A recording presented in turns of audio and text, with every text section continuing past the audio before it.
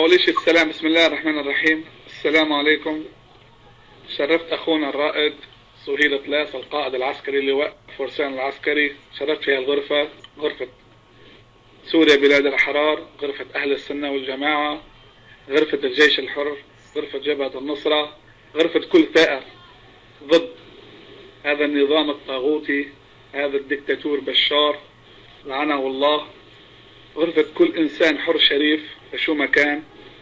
بارك الله فيك، شرفنا بحضورك باسم كأونر للغرفة، باسم كل الأدامن، باسم كل الأحرار السوريين أولا وكل العرب المسلمين ثانيا. نرحب فيك في الغرفة، إن شاء الله يكون صدرك مفتوح لجميع أسئلتنا. أول شيء بدي أطمن على سلامتك. بلغني إنه أمس كان في كثير يعني قصف عنيف وكان في كثير معارك طاحنة. ما بدي أطيل عليك، أنا أقدم أخونا إن شاء الله حمزة الصحفي، حمزة يدير معك الحوار. بارك الله فيك وجزاك الله خيرا والله ينصركم يا رب. تفضل أخونا حمزة. السلام عليكم ورحمة الله. بارك الله فيك عماد، شكرا لك. سامعني سيادة الرائد؟ مساء الخير وحياك الله وبارك الله فيك. وما بدي أزيد على كلام أخي عماد. معك حمزة من القدس الشريف أخي الفاضل. نرجو الله سبحانه وتعالى أن ينصركم وينصر كل الثوار الأحرار في سوريا. أخي الفاضل، نبدأ مقابلتنا هذه بسؤال تقليدي عادة، إذا ممكن تعرفنا على نفسك باختصار. بارك الله فيك. تفضل سيادة الرائد. بسم الله الرحمن الرحيم. الرحمة لشهدائنا الأبرار والفرج لمعتقلينا والنصر لثورتنا. أنا الرائد سهيل طلاس القائد العسكري للواء فرسان الغوطة، العامل في الغوطة الشرقية من محافظة حمص مدينة الرستان. تم الانشقاق من 15/3/2012 وانضمام إلى صفوف الثورة بعد ما رأينا المجازر والانتهاكات للأعراض والاستباحة للدم السني. انشققت عن نظام الأسد وانضممت إلى صفوف الثورة، ومنذ تاريخ انشقاقي إلى الوقت الحالي أعمل في الغوطة الشرقية. شكلت كتيبة حرمة لابن الوليد، ثم انتقلنا إلى تشكيل لواء جلاق، والآن قائد عسكري لواء فرسان الغوطة. والحمد لله الأمور على الميدان، على الأرض الميدانية تسير بشكل جيد، والآن نقاتل على جبهة العتيبي. طيب أخي بارك الله فيك، إذا ممكن توافينا بآخر أخبار الجبهة بريف دمشق بشكل عام وبالغوطة الشرقية بشكل خاص. وأنت حضرتك ذكرت لي بالأمس الليلة الماضية باختصار بأنه تم قتل 30 عنصر من عناصر النظام وحزب الله، وتم أسر عدة جنود إيرانيين. فيا ريت تضمن هذا يعني الخبر من خلال إيش آخر التطورات في ريف دمشق. تفضل أخي فاضل. نحن على الجبهة الجنوبية في عندنا منطقة برزة، اشتباكات قائمة ودائرة ما بين الجيش الحر وعصابات الأسد المدعومة بميليشيات حزب الله وعناصر من اللواء أبو العباس، لواء أبو الفضل أبو العباس، اللواء العراقي. نعم أبو الفضل. نعم. طبعا جبهة قائمة ومعارك طاحنة، والفضل لله السيطرة بإيد الثوار ومرابطين على كافة نقاط الربط 24 ساعة على 24 ساعة. أما القابون، في منطقة القابون قام النظام بضرب صواريخ أرض على منطقة القابون بحيث تدمير البنية التحتية، وقام الدخول بأربع محاور. ولكن الحمد لله والفضل لله عز وجل المقاتلين من الجيش الحر مصابرين ومثابرين على عدم دخول القوات الأسدية إلى منطقة القابون، بحيث جبر قام النظام بضرب المنطقة بالمواد الكيماوية، وهناك دلائل وحقائق موجودة لدى الغوطة الشرقية في المشافي الميدانية. كذلك وصلت قوات الجيش الحر إلى منطقة العباسيين، كراجات العباسيين، ولدينا كتيبة هناك تابع لواء الفرسان الغوطة مرابطة عند كراجات العباسيين. أما في منطقة عذرة يقوم لواء الإسلام مع تجمع عدة ألوية من المنطقة بحصار كتيبة الكيمياء، والفضل لله كل يوم يتم اقتحام قسم من كتيبة الكيمياء والأمور بخير الحمد لله. بمنطقة العتيبة نحن لواء فرسان الغوطة ينتشر على قطاع ما يقارب 1.5 2 كيلومتر بنقاط ربط وإقامة حواجز وألغام على جبهة العتيبة. والفضل لله من يومين تم الاشتباك معهم. قامت عصابات الأسد مع المدعومة بحزب الله بالتسلل إلى نقاط الربط، وكنا بفضل الله ناصبين كمين لحزب الله، وتم قتل 35 واحد منهم وأسر 4 جنود من حزب الله. طبعا الحمد لله بفضل الله الإيمان بقضيتنا وديننا ومعتقدنا سينصرنا على الطاغية. نعم. طب أخي سهيل، ما مدى تواجد نعم ما مدى تواجد حزب اللات والعزى في منطقة ريف دمشق أخي الفاضل؟ نعرف إنهم متواجدين في درعا وريف درعا وفي حلب وريف حلب بالإضافة إلى حمص، وبس مدى تواجدهم في ريف دمشق؟ تفضل أخي. النظام استخدم أسلوب الكذب والنفاق والدجل يعني. وحزب الله حزب الله هو من أزلام النظام، يسير على خطاه في أخطائه وتعنته وكفره وجبروته. قام النظام بالكذب مع حزب الله بوضع معتقدات بأنه وجود مقرات في 6 زينب و6 ترقية في الغوطة الشرقية. طبعا كانت دعاية لهم كما طلبوا من لواء أبو فضل العباس، وهذه حقائق ومصورة موجودة لديه، بأن هناك مقامات تخص الديانة الشيعية أو المذهب الشيعي موجودة في الغوطة الشرقية. وأحد الأيام التقى بنا رجل في المنطقة هناك فيسأل أحد العناصر من جماعة أبو الفضل العباس وحزب الله أين مقام ال6 زينب؟ فيقول له رجل عمره 75 سنة يا أخي مقام ال6 زينب يبعد من هون 35 كيلومتر. وأحد الأيام حاصرنا مجموعة من حزب الله، فنحن كنا خارقين تردد الأمن أو تردد الشبيحة، فبيطلب مؤازرة، بيقول له سيدي ابعث لنا مؤازرة، لا تبعث لنا الجيش السوري لأنه الأمن السوري حرامي وسراقين، ابعث لنا مؤازرة من جماعتنا يعني من جماعة حزب الله. فهن النظام اخترع أكذوبة بأن هناك مقامات ومعتقدات للطائفة الشيعية لجرهم إلى الغوطة الشرقية. وحزب الله من أزلام النظام يدعي بالمقاومة كما يدعي النظام، ولكن ليس بالمقاومة وإنما بعصابات إرهابية. والحقيقة هو حزب الله حزب إرهابي مع النظام،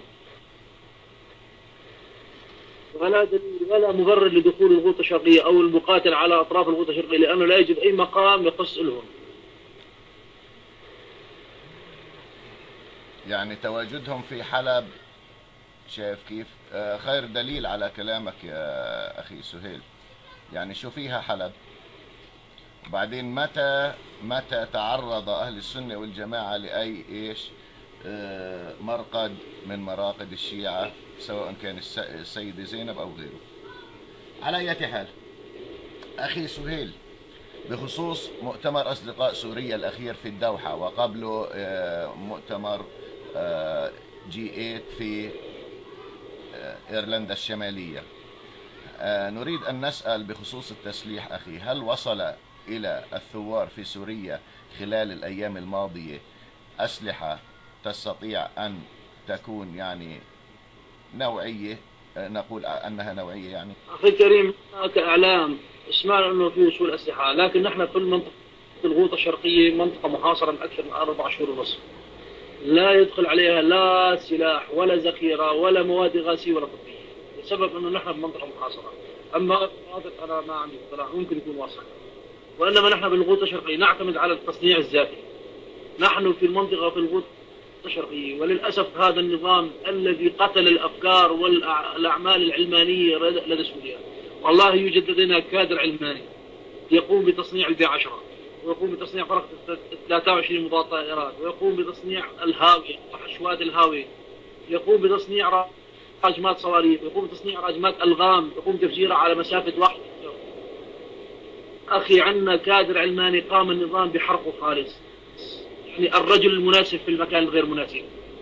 نعم. لا يوجد أحد عندنا بالبلد يعني كالنظام ما بده حد يشتغل خالي، النظام ما بده حد يشتغل أو حد يكون فهمان، إلا عبارة عن نعم سيدي حاضر سيدي كالقبضة الأمنية. قال لك السلاح وصل على الغوطة الشرقية ما عندي اطلاع، ولكن موعودين انه مجرد ما فتح طريق راح توصل الاسلحه النوعيه. ان شاء الله. نحن الان نعتمد على الصناعه الذاتيه. الصواريخ المحليه والهاون وراجمات وراجمات الانهار. طيب أخي سهيل، في سؤال هنا من الأخت أم بيوتي وهي سورية بالمناسبة، تسأل: من يسيطر الآن على مساكن برزة؟ هل تمكن الثوار من السيطرة على المنطقة؟ منطقة برزة منطقة محصورة بسبب وجود عش الورر اللي هي معقل الشبيحة. مركز البحوث العلمية خلف برزة، كمان معقل الشبيحة وتجمع حزب الله. الشرطة العسكرية، أفرع الأمن، فرع الفيحاء، فرع الأمن السياسي، قيادة قوات خاصة، المشفى العسكري، مشفى شيرين يعج بعناصر حزب الله وحزب الشيطان والخونة والكفرة من النظام. ومع ذلك تم مؤازرة برزة من قبل الجيش الحر في منطقة الغوطة الشرقية ودعم بالقناصات لمواجهة العدو، والحمد لله برزة لم تسقط ولم تسقط، والآن هي معززة من قبل القوات موجودة حاليا من قبل الجيش الحر وهي قوات مندومة. طيب هنا سؤال أخي بمعلومة، تفضل كمل. أخي الكريم لمعلومك وكل الناس تعرف وتسمع، في حال انحصرت الثوار والمقاتلين في الجيش الحر سيكون كل مقاتل عنصر استشهادي يقوم بتفجير نفسه وتفجير حاجز من حواجز النظام. والله لن ننام ولن نسلم البلد إلا لجماعة السنة والإسلاميين القائمين على الدين والحق. والرسول عليه الصلاة والسلام هو قدوتنا، عندما كان يجوع كان يربط حجرة في بطنه لسد الفراغ، ونحن إذا لم نأكل ولم نشرب ولم نتزخر فنعتبر نفسنا كل استشهادين ولن نضيع في البلاش، يعني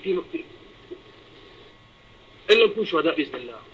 في أمامي هنا سؤال أخي سهيل بيقول: ما هي علاقتكم كجيش حر في الغوطة بمجلس بقيادة الأركان وبسليم إدريس؟ تفضل. نحن شكلوا عندنا مجالس عسكرية في المنطقة. نعم. ونحن كل إنسان بيوحد الصف نحن معه، وكل إنسان بدعم الثورة نحن معه، وكل إنسان لو دعمنا بالدعاء نحن معه. فللأسف للأسف للأسف المجلس العسكري اللي تشكل عنا هون صراحة كان مجلس فاشل، يعني ركض وراء مصالح خاصة، ولكن الحمد لله في وعي لدى الثوار والمقاتلين. وهاي الثورة يعني أنا بدي أعطيك بس ملخص عن الوضع حتى أكون جوابي لناحية الأركان. هاي الثورة إذا بترجع قبل الثورة بأشهر أو بسنوات أو بعدة سنوات، كان إذا أنت بدك تشرب مي بتدق الباب تقول لهم في مي، بيقول لك إيه أو لا. أو أنت إذا بدك تنزح من بلد لبلد أو بدك تستأجر بيقول لك أخي أجار البيت كذا وبدي أنا شهر لقدام وبدي أعمل تعويضات وتأمينات. هلا أي عائلة عم تنزح عم تلاقي الثوار عم يردوا بإيديهم وجرهم يفتحوا لك شقة ويقول لك تفضل قعود معزز مكرم. والله على مستوى رغيف الخبز. هاي الثورة طبعا حطت الناس بعض وخلت الناس تألف قلوبها بعض وانتست المشاكل الداخلية ورجعت الناس إلى الصواب.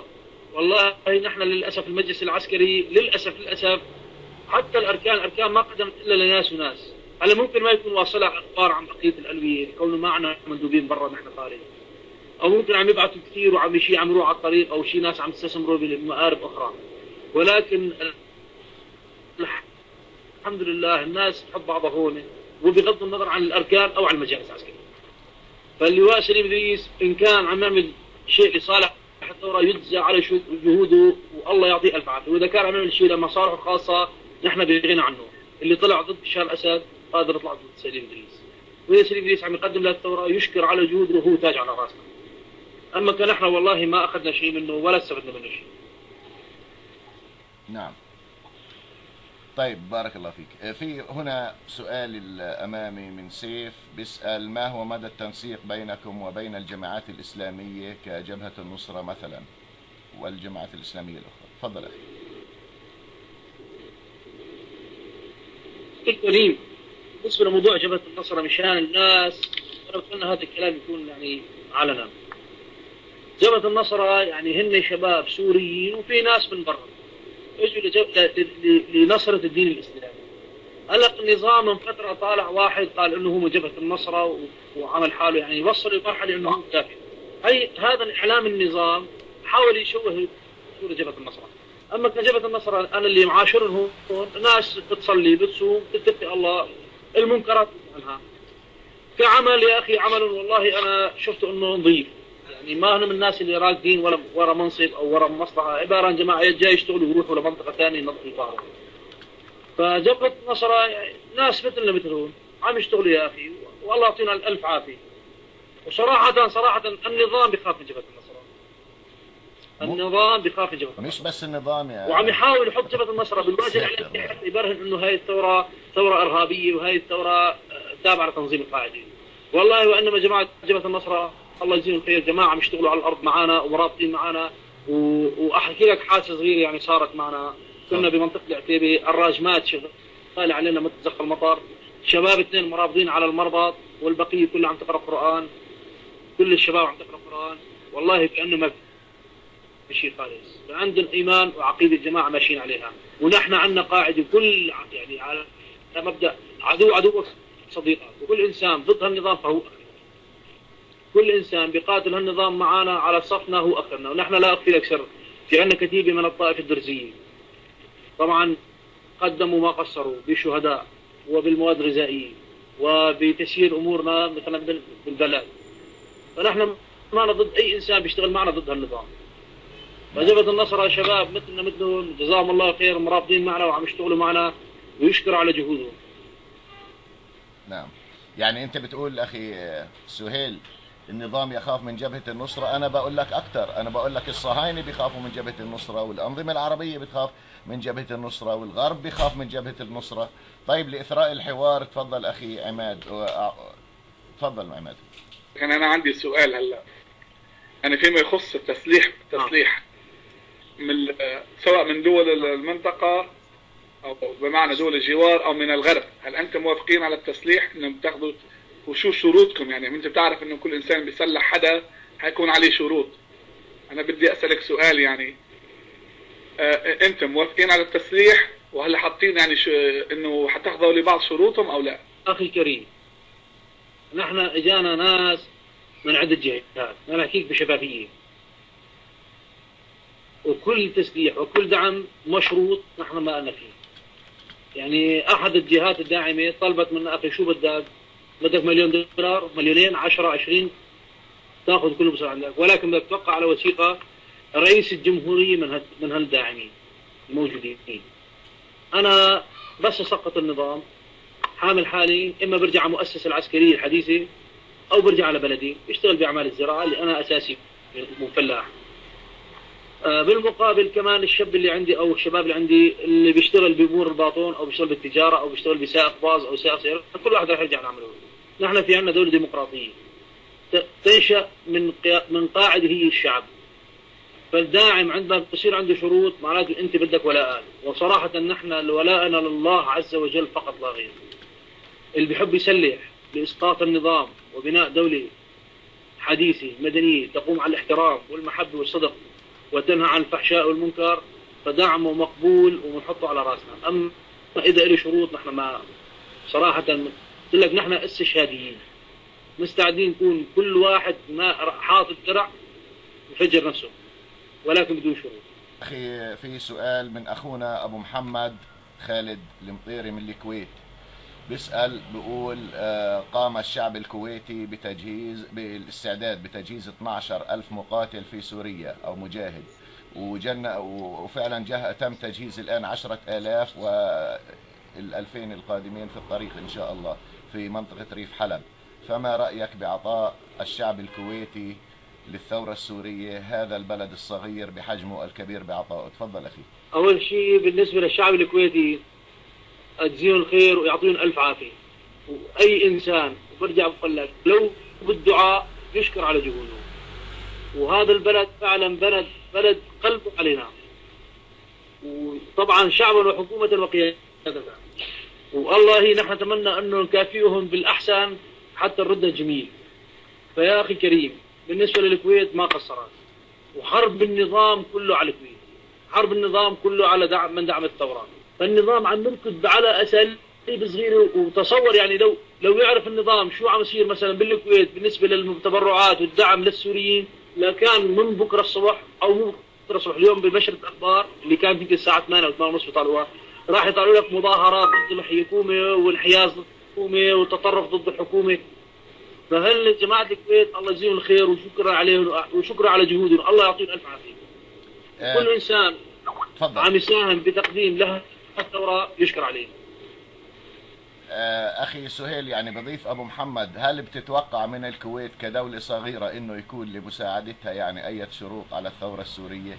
أنا شخصيا لا أتوقع. تفضل.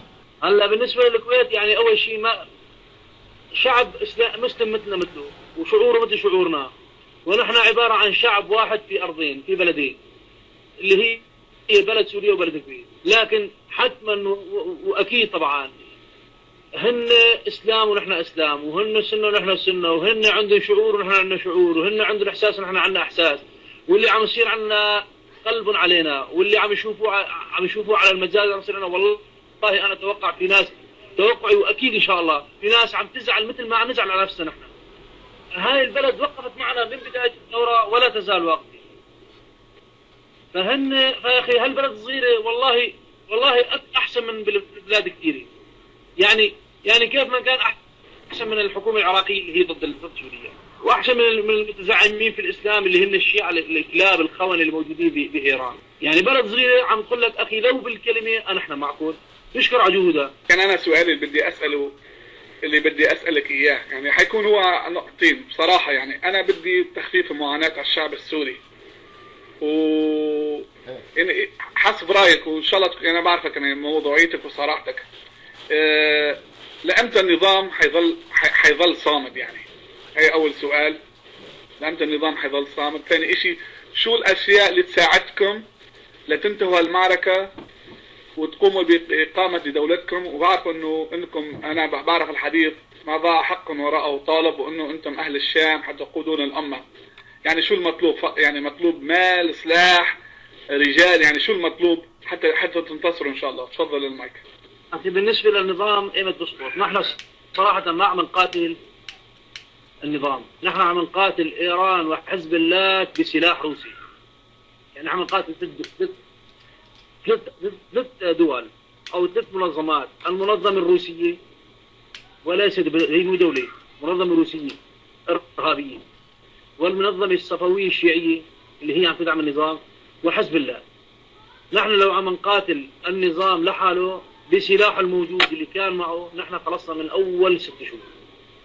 ثانيا هذا النظام دام 43 سنة يحفر شوش وقواعد في الأرض حتى تمكن، وعلم الناس على كلمة أولاد نحن جيناك. الشعب كان عنده خوف.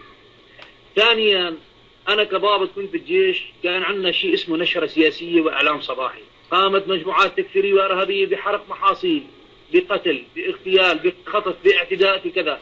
فهن عم بيروجوا للعسكريين اللي لا يزالوا في النظام، بيروجوا للعسكريين انه نحن الارهابيين وهن اللي عم يساعدوا البلد.